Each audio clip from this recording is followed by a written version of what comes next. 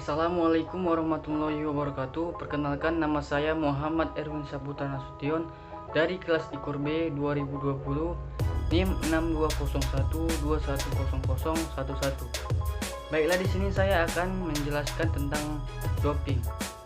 Sebelum itu, tujuan saya membuat video ini untuk memenuhi tugas dari mata kuliah farmakologi. Baiklah, berikut ini penjelasannya.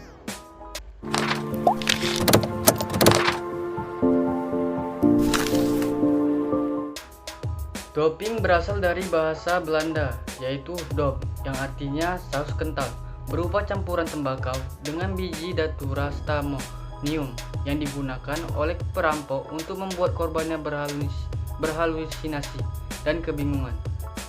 Doping adalah pemberian atau penggunaan oleh peserta lomba berupa bahan yang asing bagi organisme melalui jalan apa saja atau bahan fisiologi dalam jumlah yang abnormal, atau diberikan melalui jalan yang abnormal dengan tujuan untuk meningkatkan prestasi.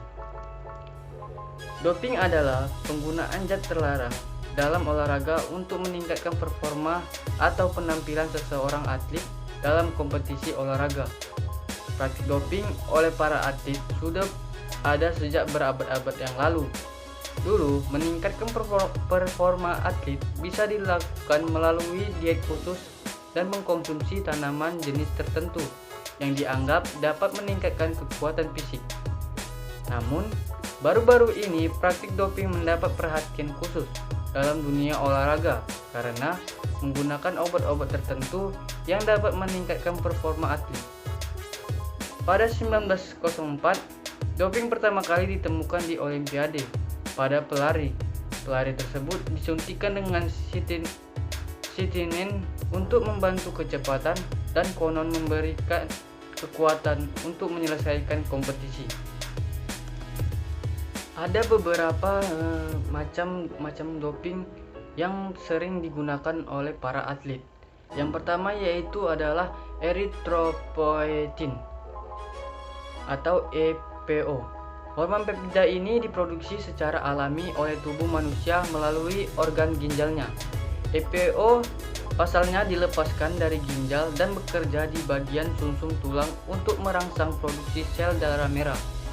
Dengan menyuntikkan EPO, para atlet berniat untuk meningkatkan konsentrasi sel darah merah mereka, yang mana akan memicu kemampuan dan kapasitas penggunaan oksigen dalam pembuatan energi oleh otot-otot, atau notabene dikenal dengan istilah aerobik. Penyalahgunaan EPO bisa menyebabkan sakit jantung, stroke, paru-paru, hingga kematian. Yang kemudian yaitu cera. Cera ini merupakan salah satu bentuk dari EPO yang jauh lebih berbahaya lantaran penggunaan dalam kadar sedikit saja sudah bisa memastikan efek berjangka panjang yang tak dimiliki EPO. Pasalnya, para atlet beralih ke tipe doping ini untuk meningkatkan daya tahan tubuh mereka sekaligus mempercepat proses pemulihan pada sakit atau luka yang ada pada tubuhnya. Yang ketiga yaitu steroid anabolik. Doping ini merupakan hormon testosteron yang diproduksi di testis pria. Menyuntikkan obat ini akan mempengaruhi pertumbuhan otot. Para atlet yang menggunakan dilatar belakangi keinginan untuk memiliki otot lebih besar dan kuat. Selain itu, doping jenis ini digunakan lantaran bisa mengurangi kadar lemak dalam tubuh dan mempercepat pemulihan dari cedera. Efek samping dari penyalahgunaan obat ini menyebabkan tekanan darah tinggi, timbulnya jerawat, kelainan pada fungsi hati, perubahan dalam siklus menstruasi, penurunan produksi sperma, serta impotensi pada pria, gagal ginjal, dan penyakit jantung. Mereka juga membuat orang lebih agresif. Yang keempat yaitu Human Growth Hormone atau HGH. HGH yang juga disebut dengan Somatotropin atau somatotropik adalah hormon yang secara alami diproduksi oleh tubuh. Hormon ini digunakan untuk merangsang hati dan jaringan lain untuk mensekresikan insulin serta merangsang produksi sel-sel tulang rawan, sehingga dapat membantu menumbuhkan otot yang diperlukan guna meningkatkan kinerja olahraga.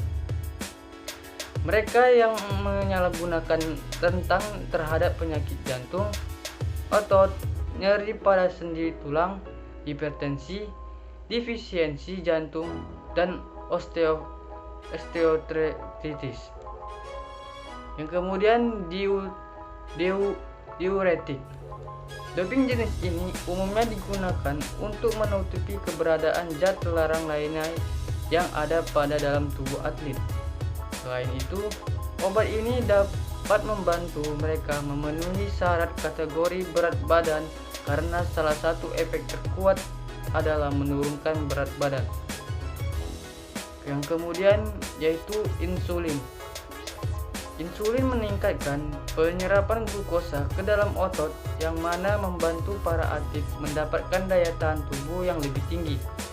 Penyalahgunaan insulin dapat menyebabkan hipoglikemia, hilangnya fungsi kognitif, kejang-kejang, ketidaksadaran diri, dan dalam beberapa kasus ekstrim dapat menyebabkan kerusakan otak serta kematian.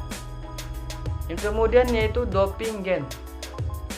Doping gen digunakan untuk meningkatkan pertumbuhan otot, produksi darah, daya tahan tubuh, penyebaran oksigen, dan kekebalan terhadap rasa nyeri atau sakit. Pasalnya, doping ini menggunakan rekayasa genetik yang diinjeksikan ke dalam tubuh seseorang untuk kepentingan tadi. Saat ini belum ada metode pengujian yang mampu mendeteksi doping gen.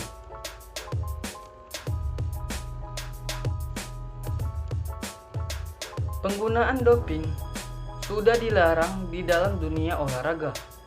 Namun, kasus doping terus saja ditemukan. Ada beberapa alasan mengapa para olahraga menggunakan doping. Berikut ini saya akan menjelaskan. Yang pertama yaitu aspek psikososial. Setiap individu memiliki potensi melakukan pelanggaran.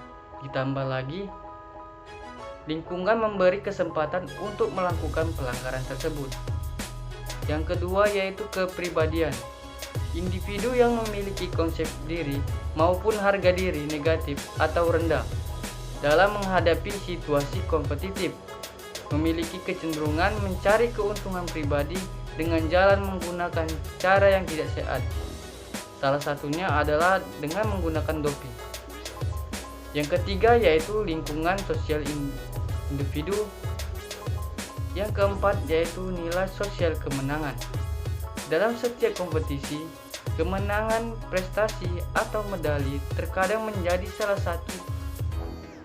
satu-satunya idaman setiap individu atau kelompok tanpa mempertimbangkan hal-hal lain sehingga memungkinkan atlet menghalalkan segala cara termasuk doping. Yang kelima yaitu lingkungan masyarakat. Masyarakat juga merupakan stresor yang cukup berarti.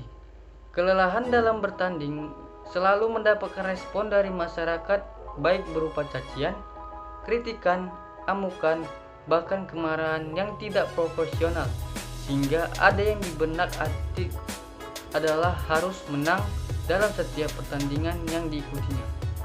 Yang keenam yaitu adalah lingkungan pemain. Keingin-menangan selalu ada dalam lingkungan pemain, baik pelatih maupun ofisial bahkan keluarga, sehingga dapat melahirkan keinginan dan rasa tanggung jawab yang tak terkontrol. Pemain merasa sungkan dan takut pada atasan jika kalah dalam bertanding, sehingga terjadi kasus doping. Yang ketujuh yaitu kurangnya informasi tentang bahaya penggunaan doping bagi diri sendiri dan orang lain. Yang kedelapan yaitu ketatnya persaingan. Yang kesembilan yaitu komersialisasi. Para atlet atau pelatih kurang selektif menghadapi gencarnya tawaran obat-obatan dari produsen. Yang ke-10 yaitu propaganda.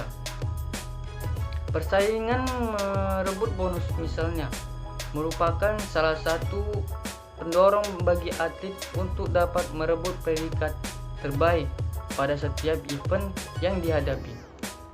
Yang ke-11 yaitu frustasi karena latihan yang telah dilakukan tidak kunjung membuahkan prestasi. Menghadapi kondisi tersebut diperlukan komitmen bagi setiap insan yang berkecimpung dalam olahraga untuk mengendapkan sportivitas dengan cara memberikan perlindungan bagi atlet dari bahayanya obat-obatan. IOC atau International Olympic Committee memberikan batasan tentang dasar konsep doping meliputi dua pengertian, yakni yang pertama yaitu penggunaan bahan yang dilarang dan yang kedua yaitu penggunaan metode yang dilarang. Adapun alasan pelanggaran doping meliputi yang pertama yaitu alasan tesis. Yang pertama yaitu adalah alasan etis. Penggunaan doping melanggar norma fair play dan sportivitas yang merupakan jiwa olahraga. Yang kedua yaitu alasan medis, membahayakan keselamatan pemainnya, membahayakan keselamatan pemakaiannya. Atlet akan mengalami habituation atau kebiasaan dan addiction atau ketagihan, serta drug abuse atau ketergantungan obat yang dapat membahayakan jiwanya. Secara umum, penggunaan doping menyebabkan terjadinya habituation atau kebiasaan dan addiction atau ketagihan, serta drug abuse atau ketergantungan obat yang pada akhirnya membahayakan atlet itu sendiri. Berikut ini penjelasan bahayanya menggunakan doping. Yang pertama yaitu bagi kesehatan. Penggunaan doping yang semena-mena dapat berdampak negatif bagi kesehatan, yaitu penampilan fisik yang tidak menarik seperti penuh jerawat, buah dada menjadi besar pada laki-laki. Selain itu, dapat menyebabkan serangan jantung, penyakit kanker, penyakit liver, hipertensi pada laki-laki, maskulinisasi pada wanita, rambut rontok, dan masalah serius lainnya. Sedangkan dampak secara psikologis dapat menimbulkan perilaku agresif dan tindakan kekerasan. Keadaan itu dapat pulih jika pemakaian berhenti menggunakannya, tetapi ada pula pengaruhnya yang menetap. Yang kedua yaitu adalah fairness. Penggunaan doping sebagai alat untuk meningkatkan kemampuan menyebabkan pertandingan menjadi tidak fair.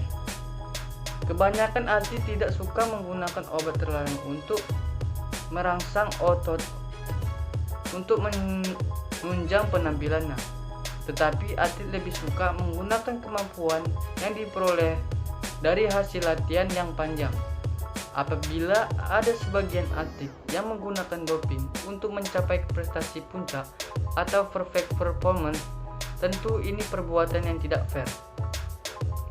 Yang ketiga yaitu adalah kekerasan. Hasil penelitian kepada para pemain football Amerika menunjukkan hampir 80% menggunakan steroid.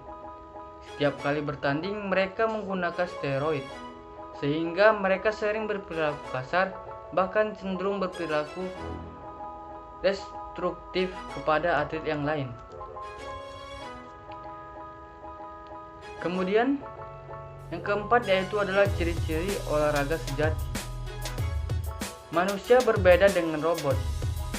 Dengan ciri-ciri olahraga yang sejati, maka manusia akan lebih alami dan tidak memaksakan kehendak dengan menyuntikkan steroid ke dalam tubuhnya agar lebih perkasa dalam penampilannya. Yang kelima yaitu adalah atlet yang berperan sebagai model atau contoh teladan. Karena atlet yang sering tampil di depan publik, maka ia akan selalu disoroti oleh para pemerhatinya atau penontonnya. Apabila ada perilaku yang kurang jujur, maka atlet akan dicaci. Namun sebaliknya, apabila atlet tersebut simpatik, maka akan diangkat sebagai pahlawan yang baru pulang dari peperangan. Sebagai public figure, atlet harus mampu menampilkan dirinya sebagai model yang dapat ditiru oleh semua orang. Itulah beberapa penjelasan tentang doping yang dapat saya jelaskan. Apabila ada kekurangan atau kesalahan dalam penyampaian penjelasan tadi, saya mohon maaf. Maka dari itu, saya akhiri dengan wassalamualaikum warahmatullahi wabarakatuh.